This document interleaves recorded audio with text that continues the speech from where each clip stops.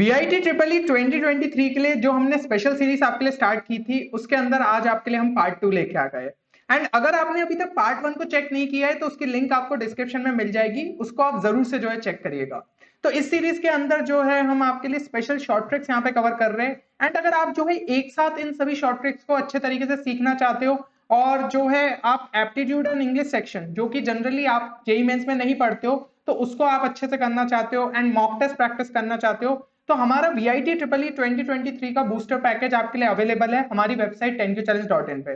बाकी प्रोसीजर भी देके रखा है, तो इस कोर्स को आपको जरूर से चेक करना चाहिए। जो भी स्टूडेंट्स इसमें एनरोल्ड है काफी ज्यादा सेटिस्फाइड है और उन्होंने ये चीज पाई है कि उनके मार्क्स में कहीं ना कहीं उन्हें बूस्ट देखने को मिल रहा है। तो आप भी जो है इसे जरूर से चेक कर सकते हैं। अब यहाँ पे जो पिछला पार्ट 1 था, जिन भी स्टूडेंट्स ने देखा होगा उनको पता है कि हमने जो वो पार्ट था वो इस एंड पे छोड़ा था। ये क्वेश्चन आपकी प्रैक्टिस के लिए था और इसमें आपको चैलेंज दिया गया था कि इस क्वेश्चन को आपको कम से कम 20 सेकंड के अंदर सॉल्व करना है। लेकिन स्टूडेंट्स ने आंसर तो लिखे थे, अब ये चीज उन्होंने नहीं बताई थी कि क्या उनका जो मतलब टाइम टेकन था वो 20 सेकंड से कम था या फिर नहीं। अब आप जो है यहाँ पे प्रोसीजर देखिए, समझिए कि क्या आप जो है नॉर्मल अप्रोच से गए थे या फिर आपको जो है स्मार्ट अप्रोच स्ट्राइक कर गया था। तो सबसे पहले नॉर्मल अप्रोच की बात करते हैं। यहाँ पे पूछा गया है image of the point 1,2,4 in the plane 2x - y + z + 2 = 0। तो नॉर्मली स्टूडेंट का जो है यहाँ पे अप्रोच क्या रहता कि इक्वेशन ऑफ प्लेन आपको देके रखी है, आपने डीआरस जो है निकाले नॉर्मल के, तो ये हो जाएंगे आपके 2 -1 और 1, है ना। सिंपली एक्स वाई जेड के जो है कोएफिशिएंट्स हो जाते हैं। फिर यहाँ पे आप जो है इस फिगर में भी ध्यान से देख सकते हो, ये आपका प्लेन है, P पॉइंट 1,2,4 यहाँ पे है, तो n जो है जो कि आपकी इमेज है वो हमें कैलकुलेट करनी है, मतलब वो पॉइंट्स हमें निकालने हैं। तो m को हम जो है एक पॉइंट मान लेते हैं जो कि प्लेन पे लाई कर रहा है और ये आपका फुट ऑफ परपेंडिकुलर है टू द प्लेन। तो PM जो है it is a straight line और ये पास कर रही है 1,2,4 से, और साथ ही साथ डीआर तो हमने ऑलरेडी नॉर्मल के निकाल चुके हैं, तो इसके डीआर क्या हो जाएंगे 2 - 1 और 1। इसकी मदद से एक स्ट्रेट लाइन की जो है आपको यहाँ पे इक्वेशन मिल गई। तो यहाँ पे आपने जो है इक्वेशन बना ली। अब क्या करना है आपको, आपको ये चीज पता है कि ये जो पॉइंट M है ये प्लेन पे लाई करेगा, तो आपने यहाँ पे x = 2r + 1 निकाल लिया, y = -r + 2 निकाल लिया, z = r + 4 यहाँ पे। अब ये पॉइंट जो है ये प्लेन को सेटिस्फाई करना चाहिए, तो सिंपली ये वैल्यूज को इसके अंदर पुट किया और फाइनली जो है आपको आर की वैल्यू मिली। आर की वैल्यू अपने फिर उठा के क्या किया, इस पॉइंट एम जो कि हमने लिखा था कि any point M on line, तो यहाँ पे जो पॉइंट एकदम प्लेन पे लाई कर रहा है उसके लिए R should be equal to -1, तो उठा के इसमें डाल दो। तो यहाँ पे एम पॉइंट के भी जो है कोऑर्डिनेट्स निकल आए, एम पॉइंट के निकल आए, पी के निकल आए, एन के निकाल ही सकते हो। कैसे, मिड पॉइंट फॉर्मूला से, क्योंकि जो एम है वो मिड पॉइंट है पी और एन का, तो इसी की मदद से जो है हमने फिर एन के कोऑर्डिनेट्स निकाल लिए एक्स वाई और जेड, तो वो आए हमारे -3, 4 और 2। इसकी मदद से फाइनल आंसर हमारा क्या हो जाएगा, ऑप्शन ए। लेकिन देख रहे हो अप्रोच यहाँ पे कितना लंबा चला गया है, ठीक है ना। यहाँ पे काफी सारी स्टेप्स, और अगर एग्जाम में आप ये चीज करने गए तो क्वेश्चंस छूट जाएंगे इस चक्कर में। वीआईटी पूरा स्पीड का ही तो गेम है। अब यहाँ पे ना आपका एक जो है वैसे डायरेक्ट फॉर्मूला भी होता है, ये मेरे हिसाब से आपने देखा होगा आपकी कोचिंग मॉड्यूल्स या फिर जो बुक्स आप रेफर करते हो।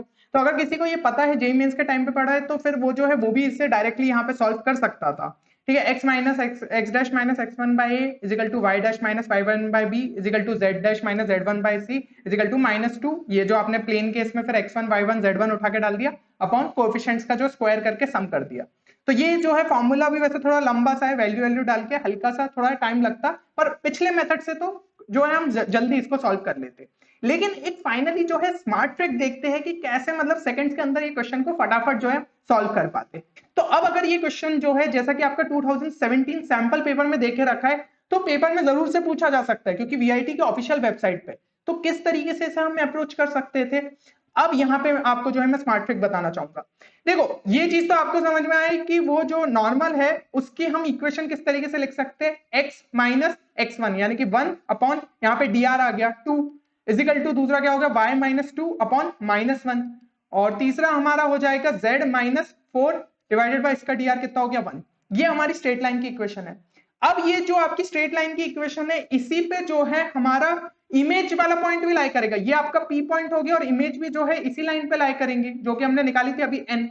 तो ये पॉइंट जो कि हमारा आएगा ये सेटिस्फाई करना चाहिए, किसको सेटिस्फाई करना चाहिए, ये हमारा सेटिस्फाई करना चाहिए इस लाइन को।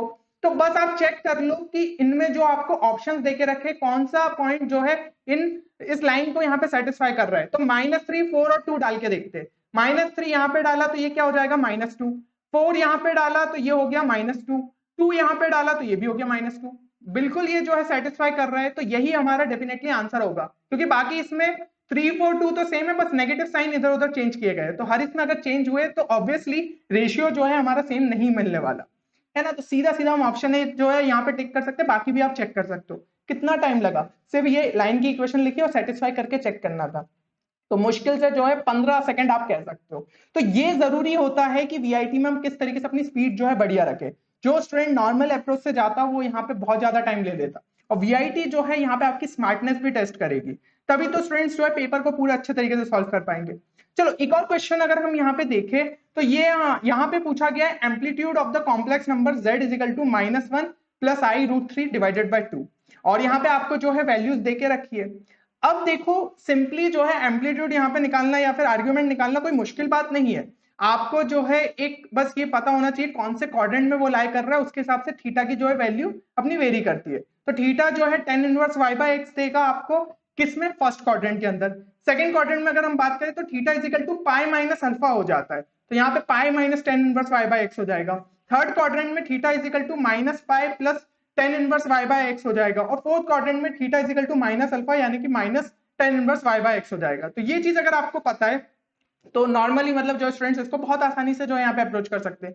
तो z is equal to -1/2 plus i√3/2 देके रखा है, तो ये आपका जो है x वाला यानी कि रियल पार्ट ये क्या है, ये है हमारा यहाँ पे लेस देन 0, तो ये चीज हो गई। और y वाला जो है वो हमारा क्या है, वो है हमारा ग्रेटर देन 0।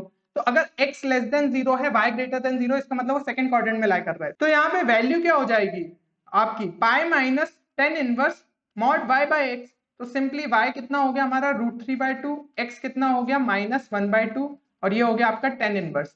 तो 2 जो है हमारा कैंसिल हो गया, यहाँ पे क्या बन जाएगा -√3, सॉरी माइनस नहीं, यहाँ पे हमारा मॉड्यूलस लग जाएगा ना, तो माइनस साइन लिखने की जरूरत ही नहीं है। तो ये क्या हो गया आपका tan इनवर्स √3, और यहाँ पे पाई माइनस tan इनवर्स √3 क्या होता है, सिंपली हमारा जो है यहाँ पे हो जाएगा आपका पाई/3। तो फाइनल वैल्यू क्या आ रही है 2π/3। तो ऑप्शन सी जो है हमारा सही आंसर। लेकिन वही चीज है कि आपको प्रिंसिपल आर्ग्यूमेंट पता होना चाहिए, और उस तरीके से जो है हम फिर वो वैल्यू हमें सही याद रहना चाहिए और आंसर हमारा आता। लेकिन एक स्मार्ट स्टूडेंट होता है ना, क्वेश्चन को मतलब बिना पेन उठाए भी जो है यहाँ पे सॉल्व कर देता। कैसे, आपको सिर्फ इस वाली जो z की वैल्यू लिखी है उसको ध्यान से देखना था। यहाँ पे -1/2 है, यानी कि हम समझ गए जो हमारा x है वो यहाँ पे नेगेटिव है, और जो √3/2 है यानी कि y जो है वो हमारा पॉजिटिव है। ये चीज कहां पे होती है कि x कोऑर्डिनेट हमारा नेगेटिव हो और y हमारा जो है पॉजिटिव हो, ये हो जाता है हमारा सेकंड क्वाड्रेंट में। यानी कि जो एम्पलीट्यूड की वैल्यू है वो हमारी यहाँ पे सेकंड क्वाड्रेंट वाली वैल्यू होनी चाहिए। ऑप्शन को ध्यान से देखो, π/6 ये तो 0 से 90 के बीच लाई करेगा यानी फर्स्ट क्वाड्रेंट, π/3 ये भी 0 से 90 के बीच यानी कि फर्स्ट क्वाड्रेंट, 2π/3 ये जो है हमारा 90 से 180 के बीच में लाई कर रहा है, तो ये सेकंड क्वाड्रेंट के अंदर है। तो यही जो है पॉसिबल आंसर है, क्योंकि 4π/3 भी थर्ड क्वाड्रेंट में पहुंच जा रहा है। तो ऑप्शन से इस हिसाब से सेट किए गए थे कि हम अपना आंसर निकाल पाए। तो यहाँ पे आपको क्वेश्चंस ऐसे दिए जाएंगे कि हमारे जो है ऑप्शंस अपने हिसाब से वर्क कर जाए, क्योंकि अगर वो जो है आपको ऑप्शंस भी अच्छे खासे मतलब टफ दे दे कि आपके दो जो है कोऑर्डिनेट वो मतलब सॉरी दो एंगल जो है वो आपके सेकंड क्वाड्रेंट में लाई कर रहे हैं, तो फिर तो नॉर्मल अप्रोच से ही जाना पड़ता। लेकिन यहाँ पे आप स्मार्ट तरीके से इसको सॉल्व कर सकते थे। तो मॉक टेस्ट के टाइम पे भी ट्राई करो इस तरीके की स्मार्टनेस दिखाना का। नेगेटिव मार्किंग है नहीं, तो कुछ अगर जो है आप स्मार्ट लॉजिक के बेसिस पे उनको एलिमिनेट कर पाओ ऑप्शन को, तो वो आपको और ज्यादा हेल्प करेगा। तो ये चीज भी जो है कोर्स के टाइम पे अपन ने देखा है ना, शॉर्ट ट्रिक्स पे यही फोकस किया जा रहा है। आप जेईई मेंस में ऑलरेडी चीजों को सीख चुके हो, अब बस स्पीड किस तरीके से बूस्ट कर सकते हो वो चीज आपको बताई गई है। चलो तो एक DIY क्वेश्चन आपके लिए नेक्स्ट पार्ट के लिए, और चैलेंज इस बार है कि इसको 10 सेकंड से कम टाइम में जो है आपको सॉल्व करना है। तो जरूर से जो है कमेंट सेक्शन में मेंशन करें अगर आपका आंसर आता है, और क्या आप जो है ये 10 सेकंड से कम में से सॉल्व कर पाए। क्योंकि देखो नॉर्मल अप्रोच सबको पता रहेगा इसका, लेकिन जरूरी वही है कि टाइम यहाँ पे आपको कम लेना चाहिए। एंड जो है इस वीडियो को लाइक करना बिल्कुल नहीं भूलना। जैसे जैसे अगर हमें जो है दिखेगा कि आपका रिस्पॉन्स अच्छा आ रहा है, हम उतने ही ज्यादा फ्रीक्वेंसी से आपके लिए वीडियोस यहाँ पे पब्लिश करेंगे। और ये भी जरूर बताइएगा कि सीरीज आपको कैसी लग रही है और हमें जो है कंटिन्यू करना चाहिए या फिर नहीं। चलिए तो मिलते हैं अगले वीडियो में, तब तक के लिए take care and good bye.